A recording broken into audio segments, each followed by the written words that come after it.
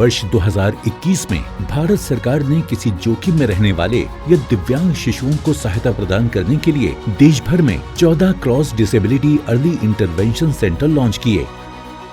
इन centres में अर्जित जन्मजात, बौद्धिक, मस्तिष्क, तंत्रिका संबंधी, मानसिक स्वास्थ्य, एपिसोडिक आदि सभी तरह की दिव्यांगताओं पर ध्यान दिया जाता है। कुछ नवजात बच्चों में चिकित्सीय जांच के बाद ही दिव्यांगता का पता चल जाता है, पर ज्यादातर बच्चों की उम्र बढ़ने के बाद ही इस स्थिति की जानकारी हो पाती है।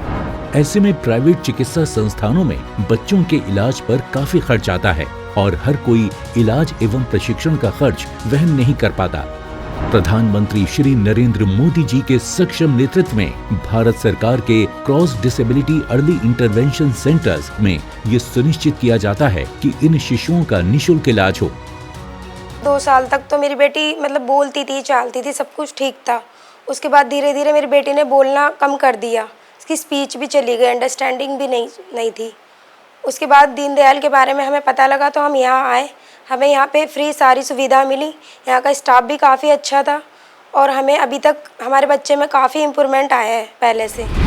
इन केंद्रों पर दिव्यांगता स्क्रीनिंग व पहचान, पुनर्वास, परामर्श, चिकित्सीय सेवाएं, माता पिता की काउंसलिंग और प्रशिक्षण के साथ साथ सहकर्मी परामर्श आदि सेवाएं प्रदान की जाती हैं। इन केंद्रों में बच्चों को अनुकूल माहौल दिया जाता है। बड़े रचनात्मक तरीकों से बच्चों को सिखाया जाता है। माता पिता और बच्चों की बॉन्डिंग को मजबूत करने के लिए कई तरह की एक्टिविटीज कराई जाती हैं। बच्चों के डेवलपमेंट के लिए पेरेंटिंग का सही तरीका सिखाया जाता है। इतनी सारी फैसिलिटियाँ एक ही जगह पे हुई और हमारे बच्चे के अंदर उससे इतना सुधार आया है। अब ये 10 तक की काउंटिंग बोलता है और हमारा अपना नाम बोलता है। इसके लिए मैं भारत सरकार का बहुत शुक्रगुजार हूँ और ख़ास करके श्री नरेंद्र मोदी हमारे प्रधानमंत्री जी जो हैं उनका शुक्रगुजार हूँ। इन केंद्रों में शिशुओं को स्वतंत्र या कम आश्रित जीवन जीने की सीख द्वारा एक बेहतर भविष्य मिलता है। साथ ही उनके अभिभावकों पर आर्थिक बोझ भी कम होता है।